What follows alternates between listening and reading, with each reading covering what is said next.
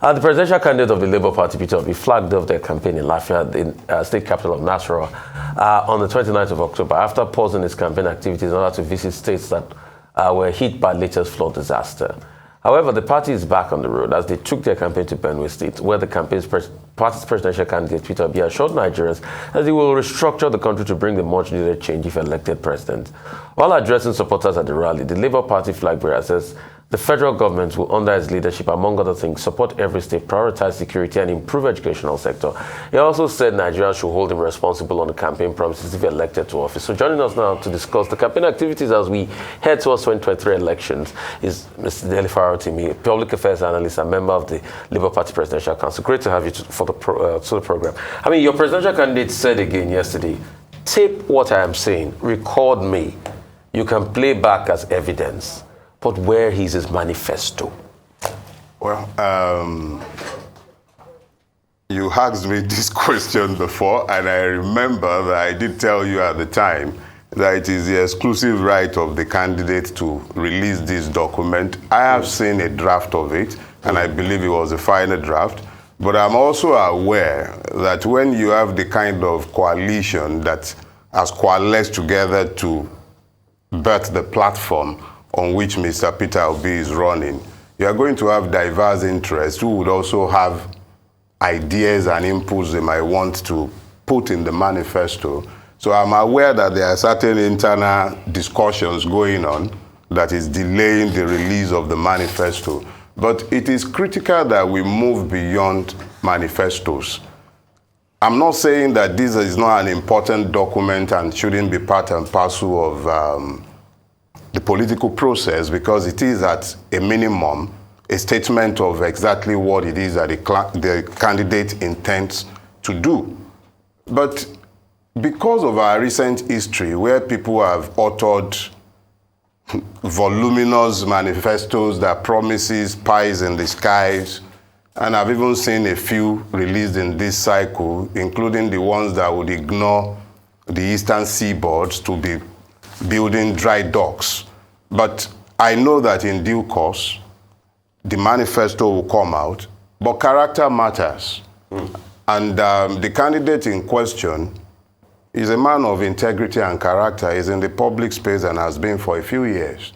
And he has a history of following up his words with action. He talks and he does exactly what he says that he will do. So he has a record in the public space of matching his words with performance. So whilst I'm not suggesting that his words should be the substitute for a documented manifesto, I assure you that the manifesto is receiving very urgent attention, and in actual fact is behind schedule and should have been released a week or two back, but I'm sure that it will be coming out in the coming days. I'm sorry I keep saying this like a broken record, but I'm sure it will be resolved. Okay. The Director General of the Obi Dati Ahmed campaign organization, that's Dr. Donyo Okupe, was on television, had a press conference at which he categorically stated that the Labour Party presidential candidate and its running mate would not attend any town hall or presidential debate where other key presidential candidates are absent. Some people say, no, that's not a good idea. That the candidates of your party, the candidate of your party, should seize every available opportunity to engage with Nigerians and sell the party's ideas instead of looking across the fence at whether the neighbor is going to be present or not. You see, when we have an electoral process that has also incorporated debates and town hall meetings, interactions with the public, at least critical members of the public, since not every one of the 200 million Nigeria would fit into this stadium where they have these jamborees. The expectation is that the likes of you who can ask critical questions would have the opportunity to ask these questions of the presidential candidates. At least there are 4 leading candidates who are expected to subject themselves, at least submit themselves to this process. But a particular candidate, in person of Asiwaju Bola Ahmed Tinubu, has been particularly evasive and dodgy about submitting himself to any sort of interrogation that is outside his control.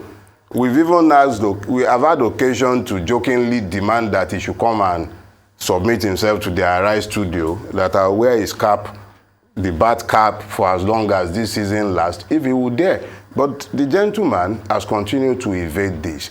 And what we have discovered is that whenever His Excellency, Mr. Peter Obi, has had occasion to submit himself to these debates, there is almost like, is either Shetima is coming on behalf of the APC campaign, or as we had in the last one at the Arise Town Hall meeting, you had a Governor Okowa who came around, and then you had a Dino Melaye more or less desecrating the office of the Senate, because this was a former senator, and there he was prancing up and down the place. So it wasn't exactly an atmosphere where the opportunity really exists, as we would have desired, to have a comparison made by Nigerians of exactly who and who are the persons offering themselves. So if Dr. Okupe is saying that if others do not submit themselves, that must be in response to what transpired at the last town hall meeting. That's one. Second thing is that these things are subject to review. And I am not sure it is a complete blanket decision that will say that we will not be appearing again. I just heard Don Pedro confirm that Mr. Abubakar Atiku will be available for future debates. I'm sure that if he's available, confirming his attendance, Mr. Peter Obi and others will be willing to attend, even though he's almost 100% certain that we will not see Asiwaju Bola Ahmed Tinubu submit himself to any such process. But it's a rolling decision. We'll come to that decision whenever the invitations come. Okay. You had your campaign in Benue yesterday. You had Peter Obi was there with, members of this group, and they, espoused their ideas and talked about, things that they'll be doing for the country and all of that. But I also want to raise a big question. And I think since the last time we raised it, you said you were going to talk to his vice presidential candidates. The end sounds conundrum, where his vice presidential candidates call that debatable. Have you been able to talk to his vice presidential candidates as regards, that interview? Fortunately or unfortunately, I have not had the pleasure of his person, but I've had the benefit of his perspective. I was speaking with somebody on the campaign who took up the issue and spoke with him. And what I was made to understand, which sounds a little reasonable to me, at least until such a time as when I'm opportune to speak with him directly. You remember that when the panel submitted his report, the Lagos state government rejected that particular finding of massacre. It was deliberately ignored and rejected.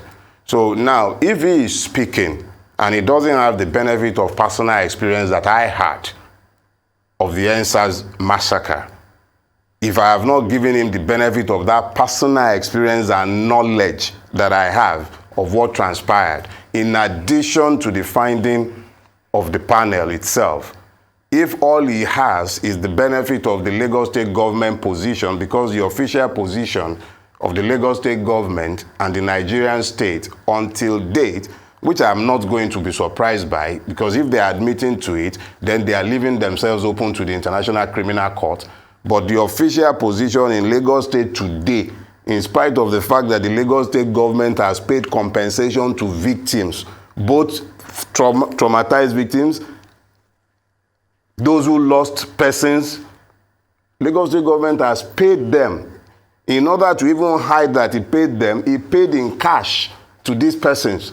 So if you have that level of state-level subterfuge, where the state is doing everything to undermine the finding of massacre by his own panel, and it has deliberately ignored to admit that that happened, and the Nigerian state is equally saying the same, I think, as I have said before, I maintain my position that there was a massacre. I have not had the benefit of Dr. Dati's company, but The person I spoke with who gave me his perspective said the man says his perspective is shaped by the official report into the matter. I disagree with that official report, and my position remains the same as that found by the panel of inquiry.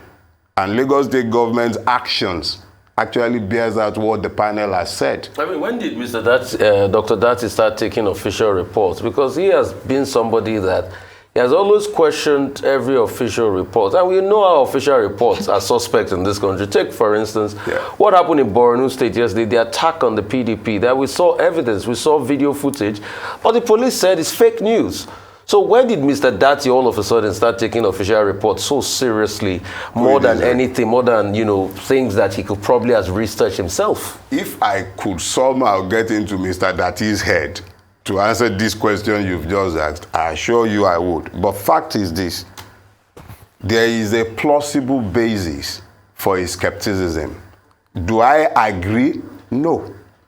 And I am saying to you, and I'm still repeating what I have said to you in the past, I have sufficient knowledge of the massacre to affirm, and I am affirming in my person, I'm still saying it with every fiber of my being, that there was a massacre. There is more than sufficient evidence of that.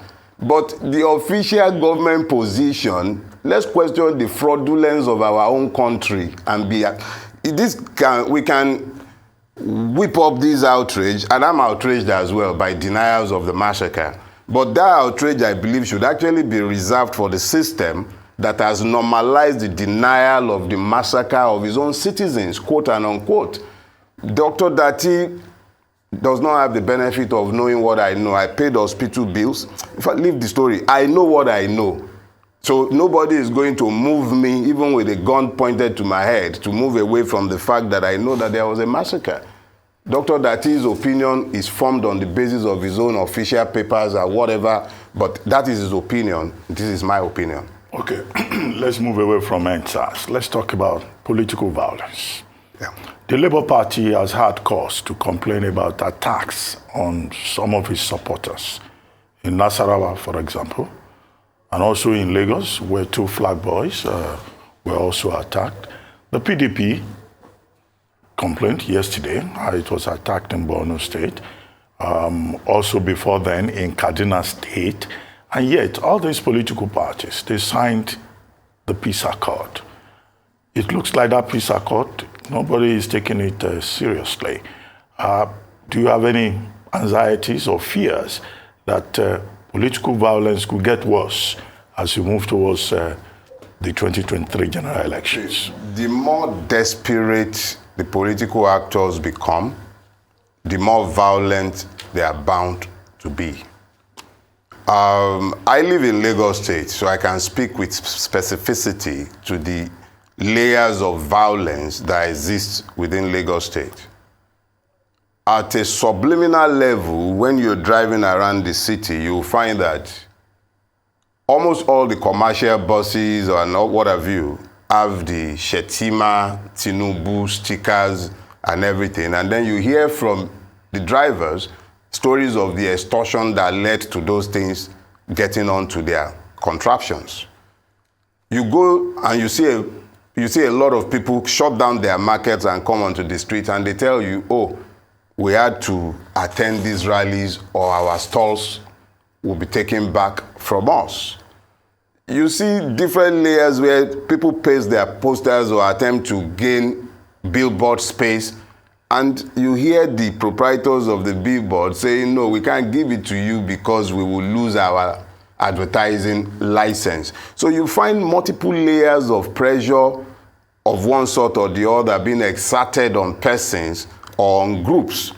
And then you find outright intimidation, sometimes by even security agents. The flag boys were primarily stopped inside Lekki by policemen, not just thugs. So you have a confluence between the Agberos in Lagos, the police in Lagos, all seeking to assert the powers of the hegemony that rules in Lagos. And that's it right there, open daylight, happening every day.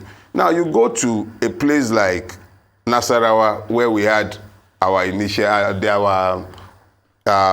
first rally, what you find is that a lot of people were surprised at the turnout, and they did everything they could to suppress the crowd and to attack the persons who are heading to these rallies. And so and to make it worse, just as you've pointed out in Borno yesterday, you had the police issuing a release that is in stark contradiction to the video evidence that we've all seen this morning.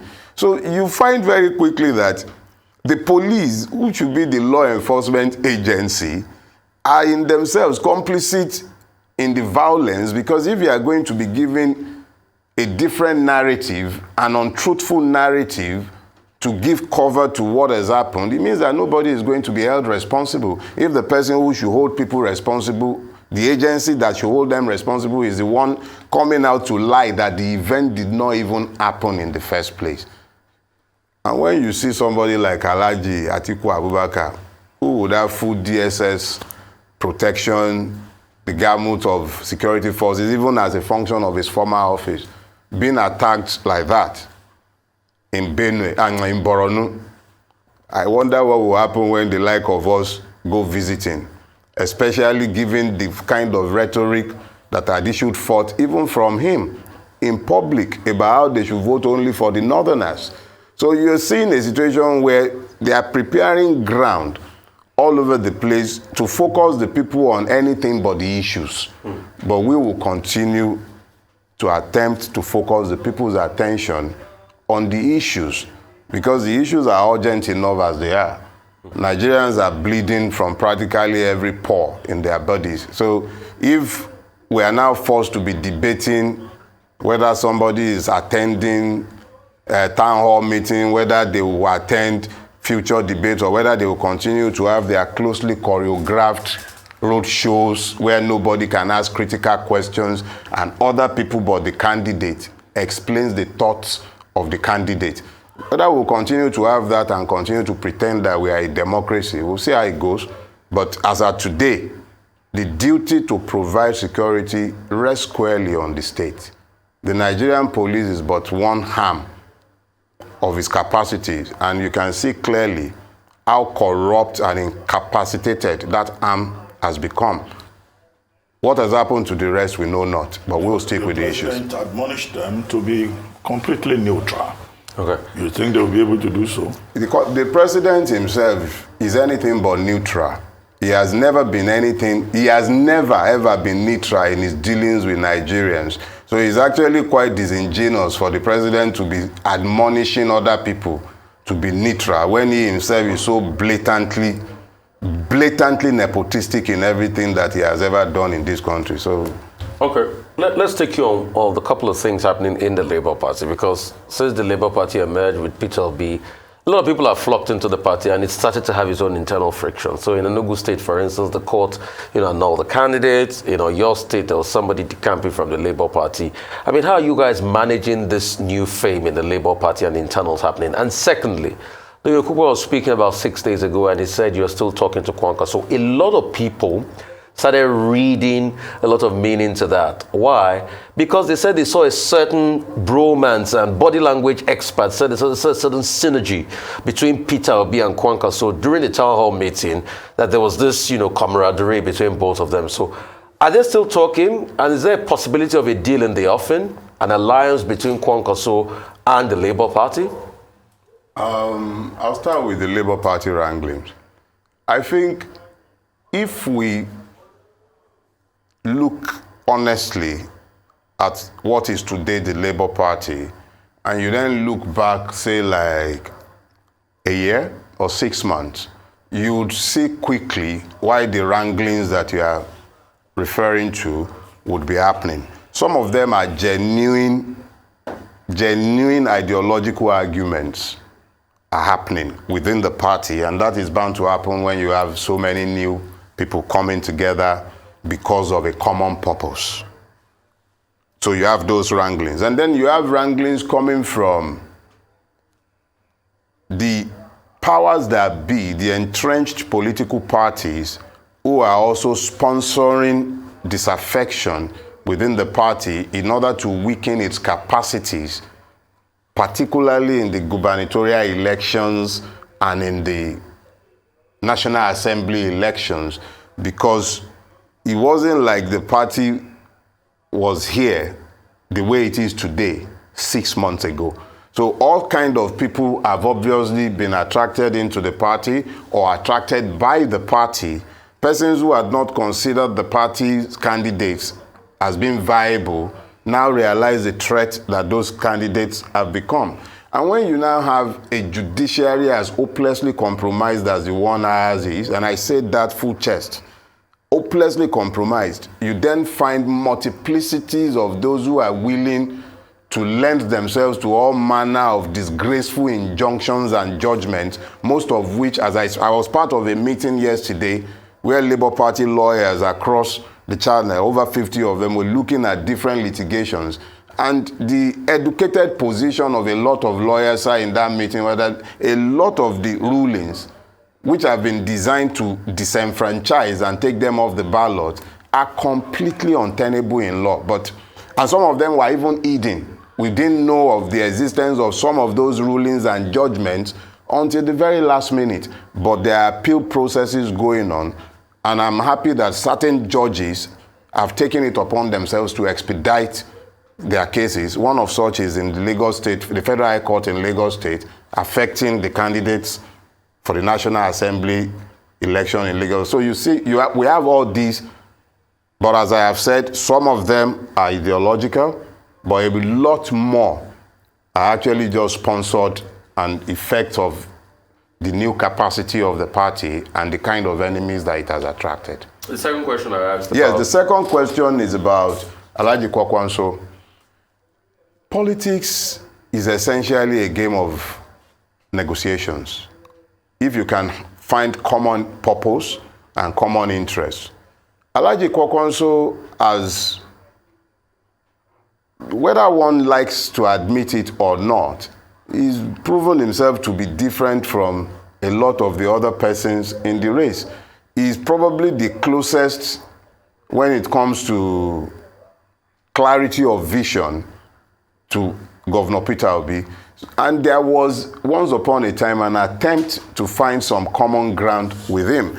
So I believe that the way things stand, until that door is completely shut, we must continue to find common purpose and common ground. So Governor Kwakwanso is somebody that I'm sure we would have no problem working with if we can find. So you guys are talking? I believe so. Big time. Well, only Dr. Okupe. You know me, I'm not a politician. I'm just a part-time troublemaker. I come on here and defend Labour Party as best as I can.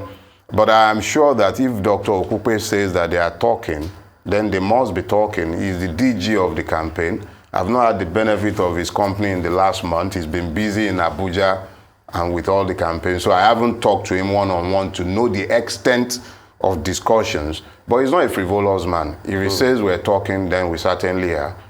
Okay, you mentioned litigations. Yeah. But with regard to the Labour Party, but INEC itself has had cause to raise concern about litigations.